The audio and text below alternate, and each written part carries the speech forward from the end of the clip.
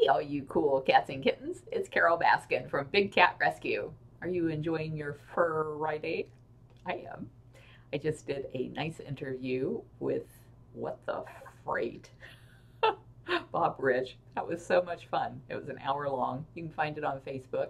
It was a live, and thank you everybody who helped me in the comments from the live, answering questions and sharing links, and especially getting people to call their member of Congress to support our Big Cat Public Safety Act. I love you guys. In big cat news around the world, a lot of people knew about this, the little mountain lion cubs that were burned in the California fire, and they were asking if they were coming to Big Cat Rescue. They went to the Oakland Zoo, and I don't know if they will keep them there or if they will send them to a sanctuary afterwards, but the Oakland Zoo has been really high on our list of those zoos who have had or shown integrity toward exotic animals. So I think they will do the right thing for them. And there was an article in here from October 7th that says in the Horn of Africa, conflict and illegal trade create a cheetah hell. And so we talked a little bit about that on the live today about rich people carrying exotic cats around in their cars with the tops down to show off, and cheetahs are really big over in Saudi Arabia and Dubai and all those kind of places. And they are just decimating wild populations. And it's because they see pictures of people posing with cheetahs, people in the conservation field posing with cheetahs, which is so detrimental to the entire effort. So I'm hoping that the people who do that will stop doing that. If they hear from enough of us that it's wrong and that it's causing these people to want to have them as pets, then maybe they'll stop it. Sad news here about a farmer being mauled to death by a tiger in the Pilibhit Tiger Reserve. You know, there's a lot of talk right now about whether or not groups like World Wildlife Fund have the right to force people out of the forests who have lived there. And the forests are supposed to be, well, protected forests are supposed to be protected forests, and yet people move in there, and so there's like this conflict of where do we put these people, and it's like, well, if you're going to have people living in the protected forest, they're going to get killed by the tigers that you're also trying to protect there. We all just need to work together, everybody. This was the press release that they sent out, that Robert Rich sent out for What the Freight. And then, as you guys have probably heard, the Tiger King zoo owner lost his license. That was Jeff Lowe. And he was thinking that he, apparently from what he posted, that he was going to be able to move all of the cats to Fackerville. He said he moved 160 cats. I've seen aerials of that place. They can't be in any kind of enclosures other than just boxes from what I've seen. But I think he was thinking he was going to still make money by doing the Tiger King show there, and he's called it the Tiger King Park. And I think he thought that he was going to capitalize on all of these people wanting to get footage of the cats in cages and to use that as their backdrop for all of the shows that are coming out.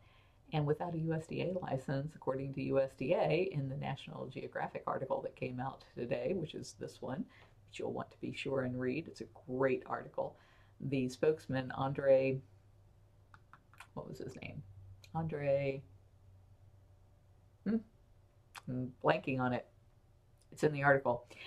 He said that in order to be doing film crews and online exhibition of the animals, he needs a USDA license. So he will be in violation, it appears, if he does that. Hopefully they will do something about it. The Tiger King associate is in local jail as a fugitive from justice. So if you guys heard about Tim Stark being on the run, he's been found in New York, I think, captured and in prison, waiting extradition back to Indiana. And then I was on a article of Fox Sports Radio. I didn't think anybody from Fox Sports would want to talk to me, and that's what I told them when they reached out. But they said they have a bigger audience than that, than just sports buffs. And so I talked with Clay Travis about Dancing with the Stars and Big Cat Rescue and all those kinds of issues. And then, as you guys probably know, we took over the GW Zoo.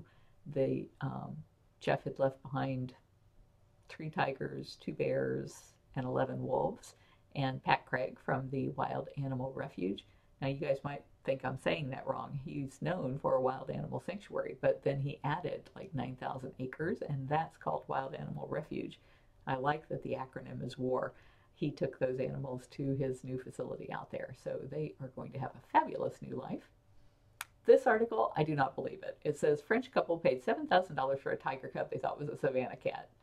I'm calling BS on that. Yeah, you can look at that and say, this is not a Savannah cat. I think that that's what they told people because it would be illegal to be buying tigers. Just my thoughts on it. Speaking of illegal, guess who else is in trouble with the law? Yeah, you saw him in Tiger King. He calls himself Doc, although you heard what his doctor title is. He's like some crazy made up thing. So having to do with like, I don't even know, but it doesn't have anything to do with medicine or veterinary medicine or PhDs or anything legit like that. He was just indicted on one felony wildlife trafficking charge and a bunch of misdemeanors, as were his two daughters, Tilikum. Did he really name his daughter after a whale? And Tawny. And so I'm glad to see that they are finally being indicted for that, and hopefully justice will prevail. I think they probably have pretty good evidence, or they would not have indicted them. That's my thought anyway. And then there's a cute little follow-up that I haven't had the chance to read this story, but I want to see it. It says, rescued mountain lion cub recovers her roar.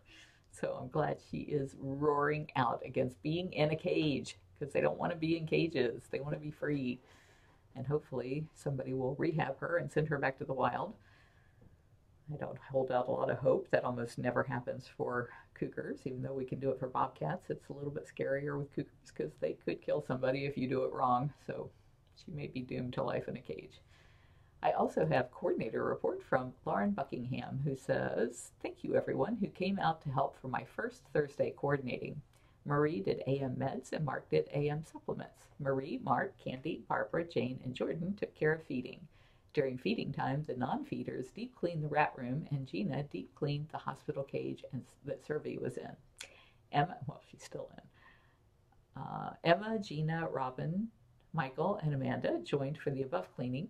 Barbara and Jane did food prep before lunch. Alethea and Kimba went home. Vacation and Funcation were mowed and weed-eated and ready for Kali Tiger and Nala Serval, which have now moved to those new environments. Jinx Leopard was moved to his new home in the enclosure behind Manny. So that's a really huge expanse back there. And I think the reason they're moving him there is gives him more space, one, and it keeps the bigger cats together, two. And I think they're planning on putting the Caracals back there in where he was, because he had a pretty good sized space back there in between the two of them. Then that puts them closer to vacation rotation so that they can, not vacation rotation, to Funcation, so that you guys will get to see them out there on Funcation. And speaking of that, I just signed a contract today with Verkada.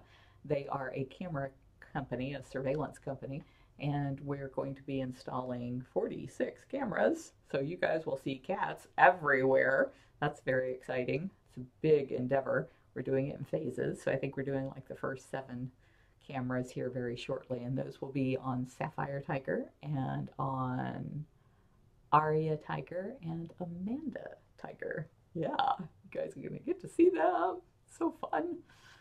Mark worked on some maintenance jobs in the afternoon, and Marie took care of PM sickle cats. That's the blood sickles they get for the extra water that they need in their daily routines.